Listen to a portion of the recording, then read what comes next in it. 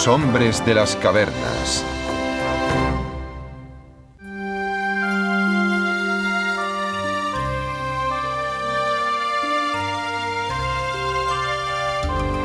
Hace aproximadamente 40.000 años, nuestros antepasados comenzaron a adentrarse en una tierra desconocida.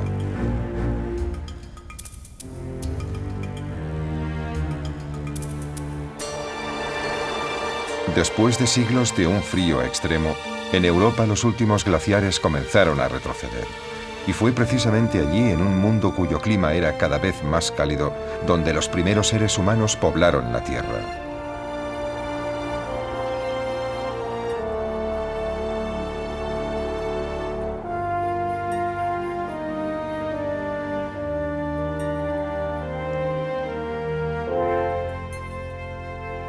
Aquellos pobladores fueron nuestros antepasados directos, pero no estaban solos.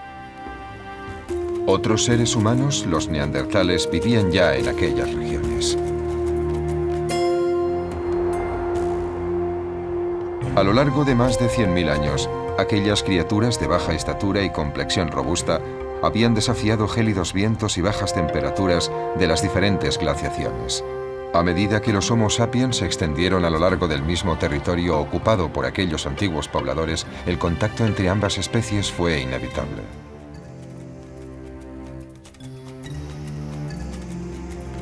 Los neandertales eran los pobladores originarios, y durante mucho tiempo fueron unas criaturas incomprendidas tanto por los científicos como por el gran público.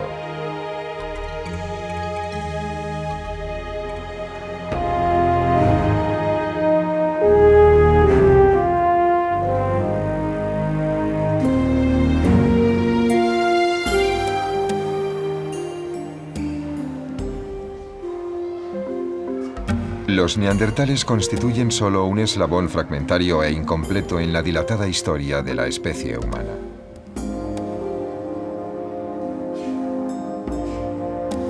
Un siglo de investigación científica ha puesto de manifiesto que el hombre, como especie, proviene de muchos antepasados, cuya existencia abarcó varios millones de años. Sin embargo, de entre todos ellos, ninguno ha fascinado tanto a nuestra imaginación como los neandertales.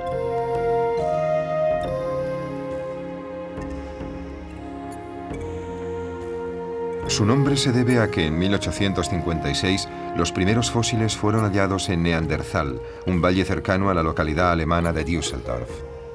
A lo largo de los años el nombre se escribió y pronunció de diversas maneras, en razón de su origen alemán, si bien hoy en día se tiende a aceptar Neandertal, prescindiendo de la H que seguía a la T. En la actualidad se han descubierto los huesos de casi 1 millar de estos seres, un número muy superior al de cualquier otra especie de nuestros antepasados. Sin embargo, aún queda una pregunta por responder. ¿Fueron una especie distinta de nosotros o estamos en verdad relacionados con los neandertales? Los especialistas no han llegado a ponerse de acuerdo sobre esta cuestión, aunque sí existe algo indefinible que parece vincularnos con estos seres que desaparecieron hace ya tanto tiempo. Creo que los neandertales despiertan tanto nuestra curiosidad porque son muy similares a nosotros. Siempre queremos averiguar cuáles eran sus diferencias con respecto a nosotros y lo cierto es que cuanto más sabemos de ellos, más similares resultan ser.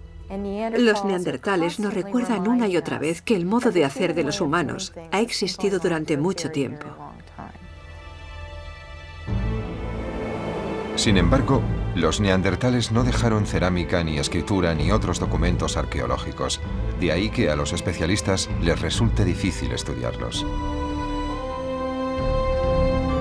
Solo sabemos que los neandertales aparecieron hace unos 200.000 años. Que evolucionaron durante unos 100.000 años y que luego misteriosamente se extinguieron. Saber si los neandertales tienen o no cabida en el modelo general de nuestra evolución es una cuestión controvertida y muy polémica.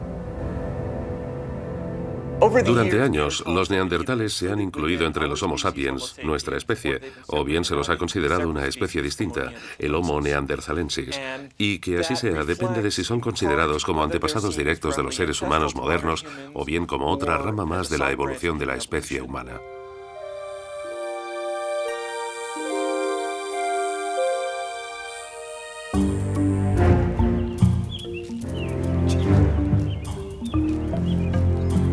El registro fósil muestra sin lugar a dudas que nuestros primeros antepasados aparecieron en África hace unos 4 millones de años y pasaron por muchas fases de evolución.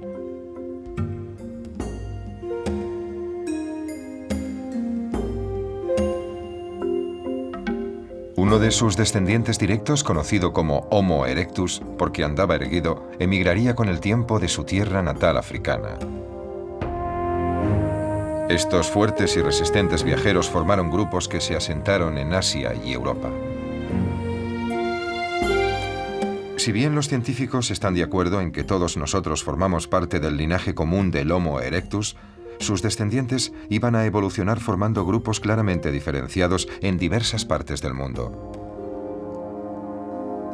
En Europa, los erectus se convirtieron en neandertales.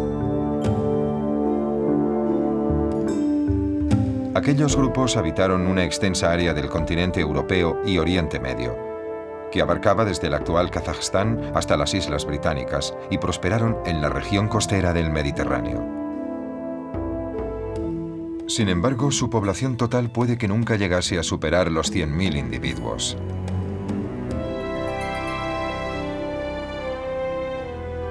Probablemente se trataba de una población exigua de individuos. No sabemos cuál era su densidad geográfica, pero a juzgar por el número de emplazamientos descubiertos, los neandertales fueron una población muy poco densa y no se extendieron por las regiones septentrionales, más allá de Inglaterra o Alemania, ni tampoco más allá del Mar Negro hacia el este.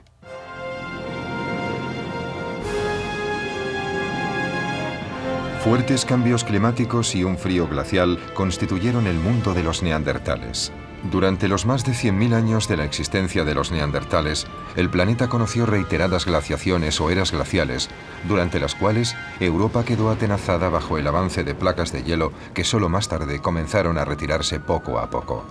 Para llegar a sobrevivir en aquellas inhóspitas condiciones, los neandertales debieron de ser criaturas ingeniosas e inventivas, y tal vez fueron los primeros seres humanos que se abrigaron con una vestimenta hecha con pieles de animales. El único modo de sobrevivir a las condiciones glaciales consistía en utilizar una indumentaria y utensilios que les permitiesen combatir el frío extremo. Sin duda, los neandertales hicieron uso de todas aquellas cosas, pero la cuestión de si la inteligencia tuvo que ver mucho en todo ello continúa siendo polémica, aunque hay razones para creer que los neandertales se comportaban de una manera diferente a cómo lo hacemos nosotros. No estoy tan seguro de que eso signifique que fueran menos inteligentes que nosotros. Los neandertales a menudo se desplazaban huyendo del frío paralizante en busca de regiones más secas y cálidas.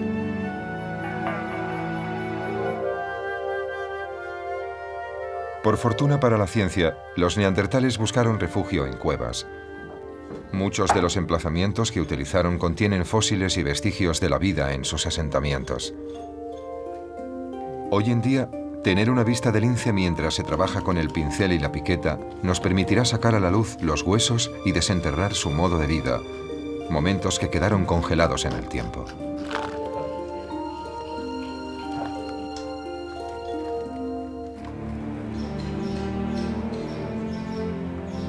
$30.000 años después de que el último de ellos se extinguiera, desenterramos a los neandertales y reconstruimos sus vestigios fósiles para estudiarlos.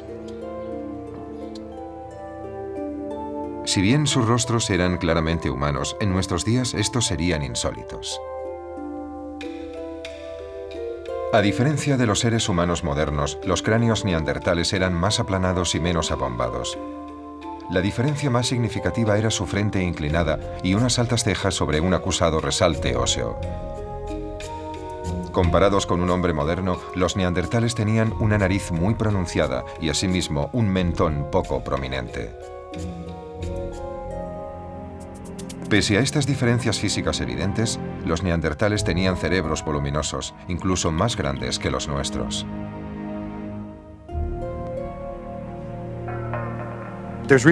Hay razones para creer que un principio general del mundo animal es que cuanto mayor es un animal, mayor será su cerebro, aunque solo sea porque las estructuras motrices que necesita para manejar un cuerpo mayor deben ser también mayores.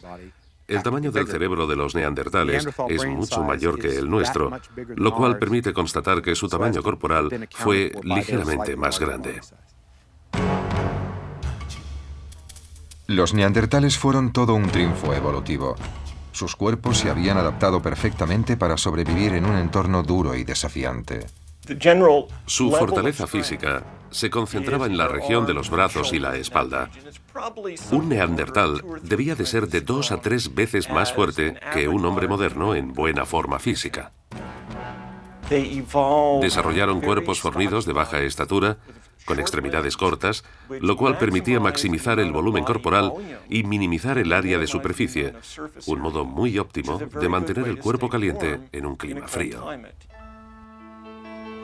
La Europa actual es muy diferente a como era cuando vivían los neandertales. Es más cálida y mucho más agradable. El Valle del Dordoña, en el sur de Francia, contiene algunos de los vestigios más ricos de asentamientos neandertales que se han encontrado en el mundo. Incrustados en la roca de esta cueva se han hallado restos de una hoguera prehistórica. El fuego se convirtió en uno de los elementos que más contribuyeron a la supervivencia de los neandertales. Aunque no sabremos nunca cuándo ocurrió, los neandertales, al igual que el Homo erectus antes de ellos, conocían el secreto de uno de los elementos más poderosos de protección frente al entorno: el fuego. Los primeros vestigios arqueológicos del empleo del fuego por grupos humanos se remontan a hace unos 500.000 años. Pese a ello, no sabemos en qué momento el ser humano dejó de salir a conquistar el fuego que se producía por causas naturales y pasó a encenderlo y utilizarlo de manera sistemática. Es muy probable que ese momento empezara hace unos 200.000 años, de modo que en la época en que vivieron los neandertales debió de hacerse con cierta regularidad. Utilizaban el fuego no solo para calentarse, sino para preparar la comida y, sin duda, como una barrera que les defendía de los animales salvajes. Pero en algunos casos también cumplía una función algo más insólita. En el espacio central de una conocida cueva se halló un tipo de ceniza muy ligera que no se parecía a la que se obtiene de la combustión de la madera. Aquel hecho llevó a especular sobre la razón por la cual las capas de ceniza se encontraban en el centro de la cueva. Creo que se tendían en el centro de la cueva sobre un lecho que tal vez habían hecho con carrizos y juncos, y de vez en cuando tenían que quemarlos para deshacerse de los piojos.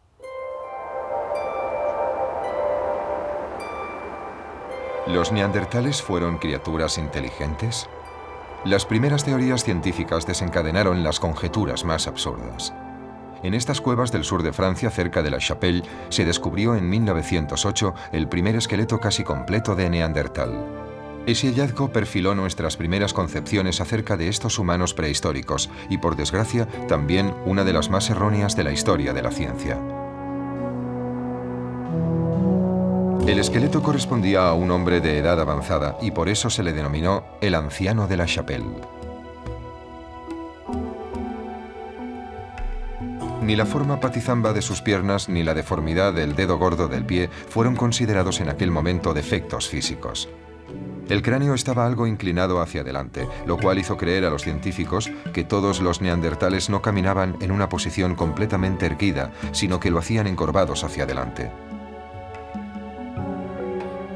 Se creyó entonces que eran seres poco gráciles, con una escasa inteligencia y que, por supuesto, no estaban relacionados con los seres humanos modernos. Con todo, hallazgos posteriores pusieron en tela de juicio esa teoría. Los primeros científicos que estudiaron aquellos restos no se dieron cuenta de que el esqueleto de La Chapelle pertenecía a un hombre anciano que padecía artritis. Esa enfermedad debió de causarle horribles deformidades y el dolor le mantuvo encorvado durante buena parte de su vida. Esta interpretación errónea condicionó sin duda nuestras primeras opiniones acerca de los neandertales. Y así fue como surgió la imagen de un troglodita violento, privado de inteligencia y salvaje, que con un garrote en la mano iba siempre buscando pelea.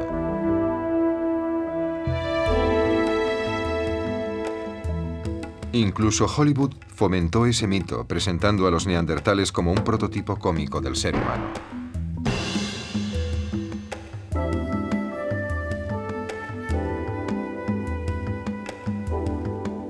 Pienso que hemos subestimado a los neandertales. A menudo han sido descritos como unos seres brutales, infrahumanos, medio humanos y medio animales, y cosas similares. Lo más asombroso de los neandertales, en mi opinión, es la gran similitud que presentan con nosotros y no sus diferencias. Para muchos, siempre han sido seres extraños, diferentes. Un grupo que, si bien tenía algo de humano, no era, sin embargo, lo bastante humano como para ser antepasado nuestro. Contrariamente a lo que durante mucho tiempo se dio por cierto, ahora sabemos que el neandertal medio no solo era un ser físicamente hábil, sino también muy inteligente. Eran criaturas capaces de razonar que mantenían vínculos emocionales entre sí. Establecieron estrechos lazos sociales. En realidad, eran seres humanos que cuidaban de aquellos individuos que caían enfermos o resultaban heridos. En toda una serie de esqueletos neandertales se han detectado heridas graves. En concreto, una pareja de individuos presentaba unas heridas tan graves que, aún mucho tiempo después de cicatrizar, no hubieran podido valerse por sí mismos. Otra serie de individuos con heridas cicatrizadas que apenas les afectaron a largo plazo debieron de necesitar ayudas y cuidados hasta que las heridas sanaron. Es decir, aún en el caso de ser graves, todas las heridas cicatrizaron y los individuos se restablecieron. Sabemos que algunas heridas se las produjeron durante la infancia, pero los individuos que las tenían consiguieron sobrevivir una vez cicatrizadas y vivir con ellas el resto de sus vidas.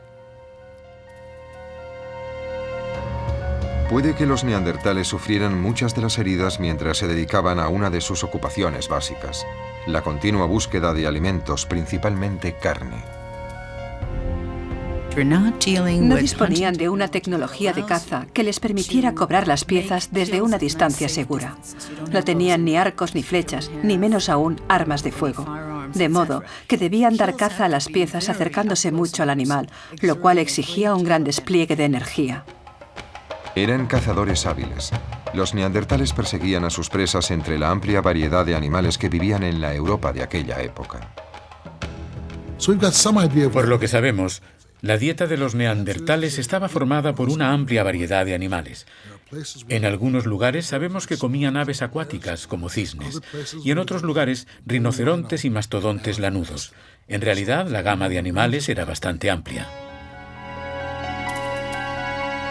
Si bien el momento de la invención de armas sofisticadas para la caza aún formaba parte de un futuro lejano, los neandertales, sin embargo, consiguieron superar el reto que suponía alimentarse en un entorno tan hostil.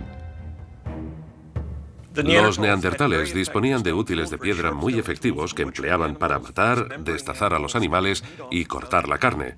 Es muy probable que comieran cierta cantidad de carne cruda, aunque también la cocinaban. Al haber domesticado el fuego, colocarían de una forma muy sencilla la carne a asar. Les bastaba ensartar una pierna de cordero en un palo y colocarla sobre el fuego, dejando que se asara la parte exterior y luego se la comían. A buen seguro, sus modales en la mesa debieron ser horribles. Los neandertales no fueron solo criaturas preocupadas por encontrar su sustento. Puede que cuando cazaban entraran en conflicto con otros carnívoros y acabaran ellos mismos convirtiéndose en presas. Sin duda, los neandertales competían con una amplia gama de animales y en algunos casos perdían para dar caza a una misma presa. Conocemos asentamientos, por ejemplo, en los cuales hemos encontrado dientes de hienas en el lugar donde hallamos restos de neandertales, lo cual indica que estos animales carroñeros debieron de hurgar en los cuerpos de los neandertales. Los neandertales se desplazaban por su entorno natural formando pequeños grupos y a menudo echaban raíces y se asentaban en un lugar durante períodos largos de tiempo.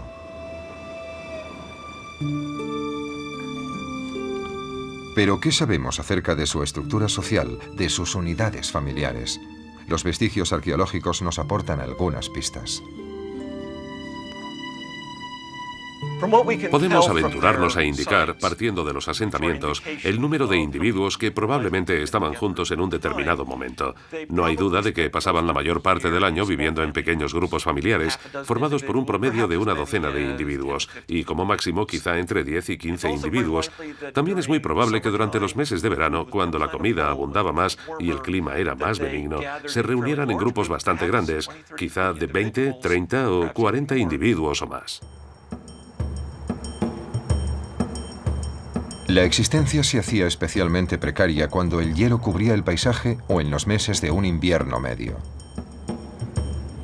Para aquellos que conseguían soportar el clima, la búsqueda de alimento era siempre un desafío.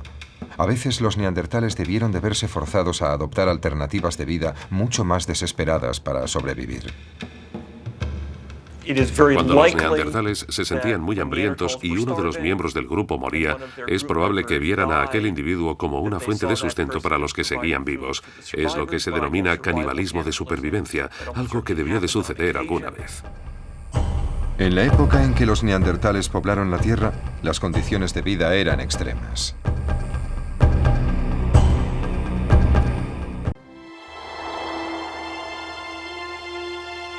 Pese a los rigores de un entorno hostil y difícil, los neandertales consiguieron desarrollarse durante un período asombrosamente extenso de tiempo y lograron sobrevivir el doble de tiempo de lo que hasta ahora hemos conseguido sobrevivir los seres humanos modernos.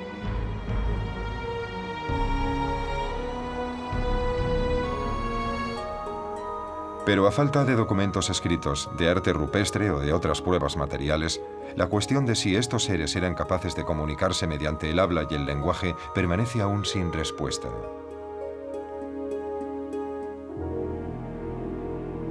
Sin embargo, un día de 1983, el polvo y los restos acumulados en la cueva de Quebara, situada al norte de Israel, desvelaron el celoso secreto que desde hacía muchísimo tiempo guardaban.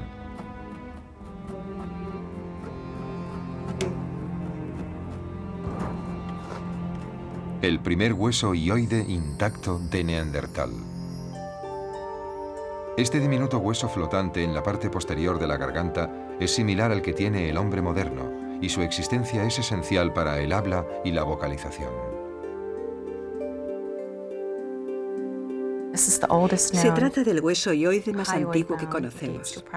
Tiene una antigüedad aproximada de 60.000 años y se ha conservado en perfectas condiciones. No presenta diferencias significativas, ni en su forma ni en su tamaño, respecto al que posee un ser humano contemporáneo. Sin embargo, aunque los neandertales pudieran tener la facultad de hablar, ¿disponían de alguna forma de lenguaje? En fecha reciente, los científicos han empezado a formular conjeturas a partir de la información de que disponen. Es casi indudable que los neandertales tuvieron algún tipo de lenguaje. Disponían de los órganos vocales que les permitían tener un lenguaje. En el lenguaje se incluye el habla, así como otros tipos de comunicación que utilizaban de manera regular para relacionarse entre sí, para intercambiar información. Al mismo tiempo, dado que el nivel de complejidad de su comportamiento, de su capacidad cultural, era mucho menor de la que se apreciará más tarde en los seres humanos modernos, cabe concluir que es muy probable que su lenguaje fuera, en general, mucho más simple que el de cualquier otro grupo humano vivo. Me gustaría saber, sin dudas, qué tipo de lenguaje hablaban los neandertales y qué relación guardaba este con las lenguas modernas, ya que ello nos ayudaría a comprender mucho mejor cuál era su mentalidad, el cómo veían el mundo y de qué forma se hallan relacionados con nosotros. Pero para ello sería necesaria una máquina del tiempo y conseguir una grabación del lenguaje neandertal. En buena medida, la imagen que nos formamos del pasado se basa en teorías y especulaciones. La certeza solo puede provenir de pruebas tangibles, como son los restos fósiles y los asentamientos en los que estos seres vivieron. Los vestigios arqueológicos hallados demuestran que el modo de vida, el entorno y el clima dejaron su impronta en los neandertales. Eran pocos los individuos que alcanzaban a vivir más de 40 años. Aunque resulta difícil establecer una esperanza de vida concreta o decir cuánto tiempo probablemente llegaban a vivir, podemos afirmar, en cambio, que si un neandertal alcanzaba los 40 años de edad, en esencia, como individuo, estaba ya muy agotado. No hemos hallado restos de individuos que llegaran a vivir más de 40 años antes de los neandertales, pues a lo sumo vivían hasta la treintena. Convendría decir que los neandertales fueron, sin duda, los primeros en tener abuelos de manera regular, es decir, que había individuos con 40 años que tenían nietos. Tal vez uno de los casos más conmovedores de lo cerca que los neandertales pudieron estar del umbral de lo humano fue el hecho de que enterraran a sus muertos. Según las pruebas de que disponemos, los neandertales fueron los primeros que enterraron a sus muertos. Se han descubierto en una serie de emplazamientos varios individuos neandertales, unos 9 o 10, enterrados. En realidad es algo muy interesante porque con frecuencia en el momento de enterrarlos intervenían otros factores además del mero hecho de depositar el cuerpo, como el de arrojar a las tumbas pequeños puñados de tierra o incorporar determinados objetos. En una de aquellas tumbas, el cadáver de un hombre joven había sido espolvoreado con ocre rojizo. En otra tumba, junto con el cuerpo, se habían enterrado herramientas de pedernal y piedra. En otra tumba neandertal fueron hallados astas de animales y pétalos de flores. ¿Qué significado tenían todos estos objetos? Las tumbas y los objetos, los ajuares que en ellas se han hallado, apuntan directamente a la existencia de un sistema de creencias, ya que reflejan la creencia de una vida después de la muerte. El hecho de que los neandertales dieran a sus congéneres un trato distinto al que daban a los animales que vivían a su alrededor y que, además, eso pasara en las cuevas donde se han hallado las tumbas, apunta a que debían de tener una interpretación simbólica de su existencia y de su estar en el mundo. El neandertal era diferente de las otras especies que vivían en su entorno, y los neandertales lo sabían. Estas tumbas y los objetos sagrados que se enterraban en ellas parecen demostrar que nos hallamos en presencia de los primeros indicios de una conciencia religiosa, de una fe en una vida que va más allá de la tumba. Tal vez los neandertales fueron los primeros que admitieron la existencia de una divinidad, de un dios, aunque quizá nunca lo sepamos.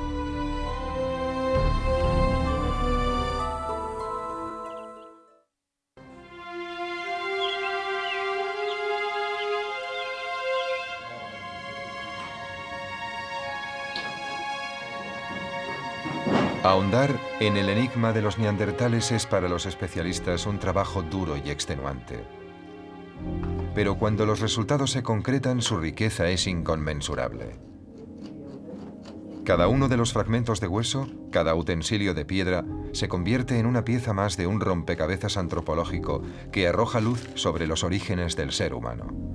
Por fortuna, los restos neandertales no escasean precisamente y se encuentran en un buen estado de conservación. Los huesos y los emplazamientos arqueológicos excavados nos hablan del tipo de vida que llevaron estos seres primitivos. Los individuos masculinos eran indiscutiblemente los líderes de la comunidad. Pero ¿qué sabemos de la posición que ocupaban las mujeres y los niños en la sociedad neandertal? Las mujeres neandertales eran muy robustas. A diario soportaban buena parte de las tensiones y presiones que afrontaban los individuos masculinos. Los niños aguantaban también bastantes presiones. Existen numerosas pruebas que atestiguan la presencia de accidentes y traumas de todo tipo en los esqueletos neandertales, lo cual nos indica que la vida de estos seres fueron duras y exigentes. Las mujeres y los niños puede que a menudo se quedaran solos cuando los varones emprendían largas expediciones de caza. Creo que los niños estaban por allí, pero no formaban parte de la existencia diaria. No estaban integrados socialmente en ningún tipo de unidades. De vez en cuando los varones aportaban quizá algún tipo de comida, pero esa comida, me figuro, no era para alimentar a los más jóvenes, sino para granjearse los favores sexuales de las féminas.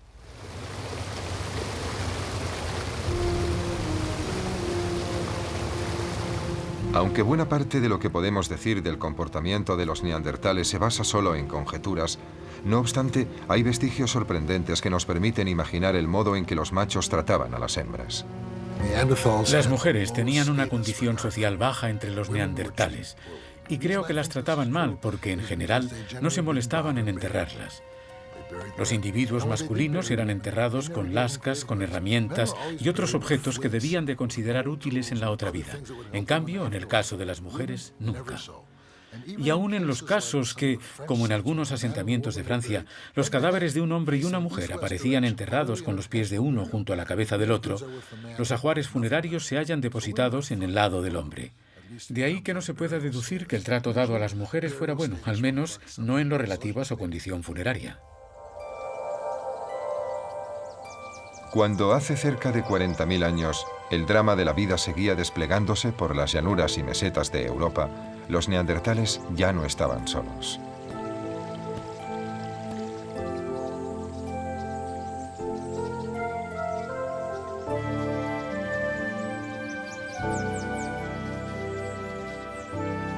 Si bien los descendientes del Homo erectus hacía ya mucho tiempo que se habían diseminado por Asia y la región del Pacífico Sur, una nueva estirpe de seres humanos había comenzado a adentrarse en el territorio que los neandertales ocupaban en Europa, y sus trayectorias no tardarían en colisionar. Esas criaturas más avanzadas que debieron de aparecer en África, la cuna de la humanidad, eran los hombres de Cro-Magnon, los primeros seres humanos plenamente modernos, los primeros Homo sapiens. Si bien comenzaron a adentrarse por Europa hace unos 40.000 años, fue no obstante en la zona de Oriente Medio, que constituía un puente entre África y Europa, donde los sapiens y los neandertales se encontraron por primera vez frente a frente. Cuando empezó su invasión, esta nueva población formada por los primeros seres humanos modernos, los Homo sapiens, o lo que en el lenguaje profesional conocemos como cromañones, se desplazaron de una forma bastante rápida desde el este, es decir, desde Oriente Medio hacia el oeste de Europa. Se trataba de grupos que eran también cazadores-recolectores y que, por lo tanto, no eran, desde un punto de vista teórico, muy distintos de los neandertales europeos.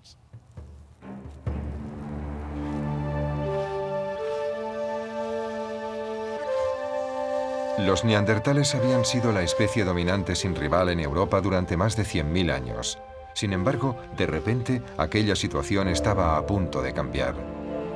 ¿Qué sucedió cuando estas dos estirpes de seres humanos primitivos entraron en contacto?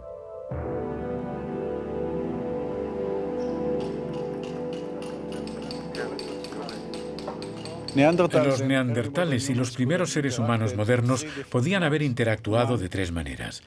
La primera, evitándose unos a otros. La segunda, cruzándose a efectos reproductivos, es decir, teniendo un tipo de relación que iba a dar pie al cruce entre los sapiens y los neandertales. Y la tercera, a través del conflicto. Y al haber conflicto, un grupo de cazadores-recolectores exterminaría al otro. ¿Pero hubo conflictos entre uno y otro grupo? En la cueva de Ayonim, en el norte de Israel, se han hallado pruebas sorprendentes de que los neandertales y los cromañones vivieron unos al lado de los otros.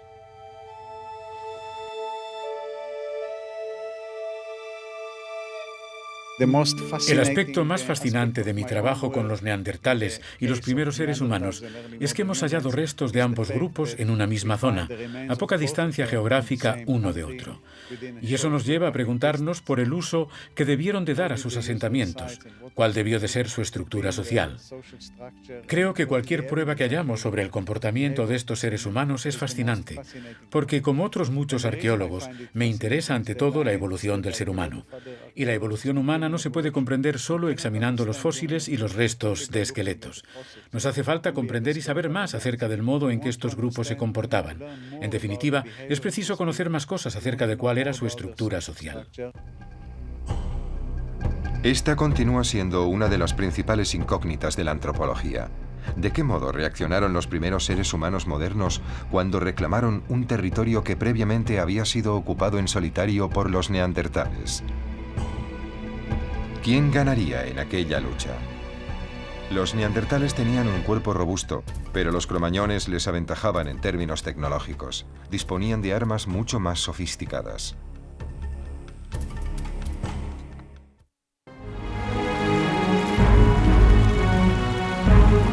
En las fértiles tierras del norte de Israel fue donde tuvieron lugar los primeros contactos entre neandertales y los primeros seres humanos modernos en migración.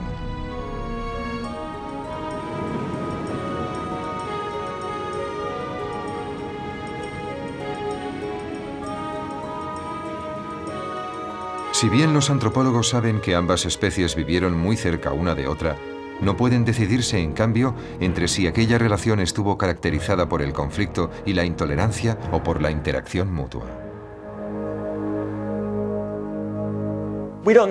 No sabemos con exactitud qué sucedió, pero es muy poco probable que entre ellos surgiera algún tipo de conflicto, digamos, armado. Lo más probable es que mantuvieran las distancias o puede que en determinadas regiones establecieran relaciones y que los nuevos pobladores se reprodujeran con los neandertales. Al fin y al cabo eran humanos y debieron de reconocerse unos a otros como tales, pese a que su aspecto físico respectivo fuera algo diferente. Por ejemplo, si en un territorio de unos 200 kilómetros cuadrados vivieron 4 grupos, 2 formados por una docena de neandertales y otros 2 por una docena de sapiens, la rivalidad por el espacio, por los recursos, no sería muy intensa. Puede que ambos grupos acabaran mezclándose. Y si bien ambos grupos puede que se vieran como físicamente diferentes, eso no debió de preocuparles mucho. No todos los especialistas aceptan que los neandertales y los grupos de Homo sapiens invasores mantuvieran relaciones de mutua tolerancia. Algunos consideran que el encuentro entre los dos grupos no fue tan cordial como otros creen. Por el momento, y en mi modesta opinión, se trata de una cuestión insoluble. Como arqueólogo me inclino a ver en los neandertales y los primeros Homo sapiens dos poblaciones que competían entre sí.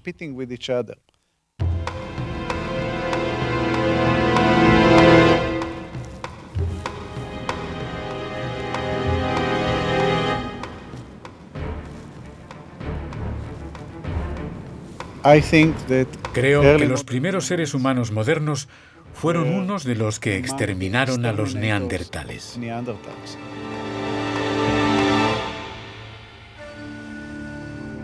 El debate sobre cuál fue la naturaleza de las relaciones entre los neandertales y los primeros seres humanos modernos continúa abierto.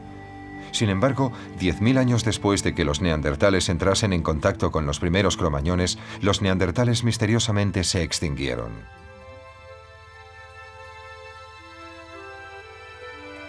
Después de sobrevivir a terribles cambios climáticos y de haber superado otras muchas penurias y privaciones durante decenas de miles de años, la razón por la cual los neandertales se extinguieron continúa siendo confusa.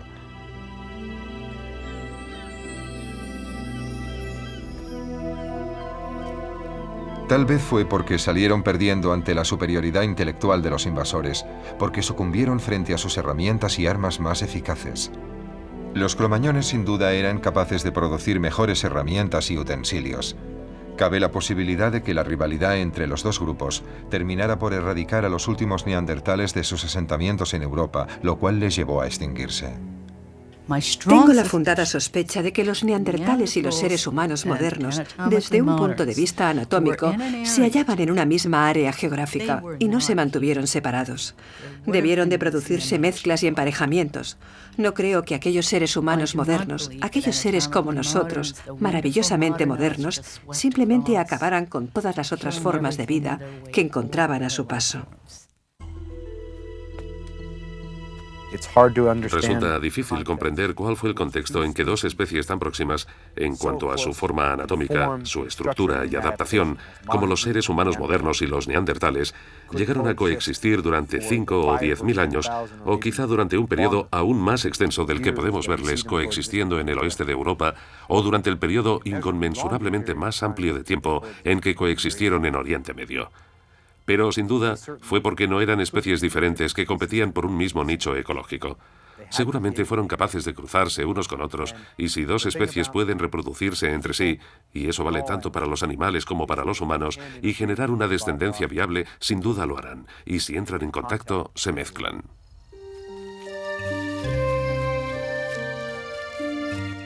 En cierto modo, puede que los neandertales no llegaran a un punto muerto evolutivo. Tal vez continúen vivos. Y aunque los científicos posiblemente nunca lo acepten plenamente, los seres humanos actuales podríamos ser portadores de genes neandertales. Si analizamos el papel que desempeñaron estos seres extraordinarios que se desarrollaron y multiplicaron en el albor de los tiempos, pese a tenerlo todo en contra, tal vez podamos aprender algo valioso acerca de nosotros mismos. Estudiar estos seres que vivieron en un pasado remoto nos permite conocer a unos individuos que vivían en armonía con su entorno y que tuvieron una larguísima trayectoria evolutiva. Los neandertales vivieron durante cientos de miles de años, a lo largo de los cuales conservaron su cultura material, sus tradiciones de economía. Eso no significa que no pasaran por épocas de terribles penurias, pero fueron capaces de mantener su modo de vida durante un periodo de tiempo muy prolongado, más de lo que nosotros llevamos sobreviviendo hasta ahora. Creo que debemos aprender mucho de los neandertales, porque vivieron en un entorno muy adverso y se adaptaron a él mediante una tecnología muy limitada. Debemos profundizar en el modo en que los neandertales llegaron a sobrevivir en Europa durante el peor periodo de glaciaciones que ha conocido nuestro planeta. Eso nos permitirá llegar a comprender las capacidades del ser humano en un estado en que ya no es posible apreciarlas porque nadie vive ya con aquel nivel de tecnología y las condiciones actuales no son tan difíciles. Pienso que nos enseña muchas cosas sobre nosotros mismos, siempre y cuando estemos dispuestos a admitir que los neandertales forman parte de nosotros.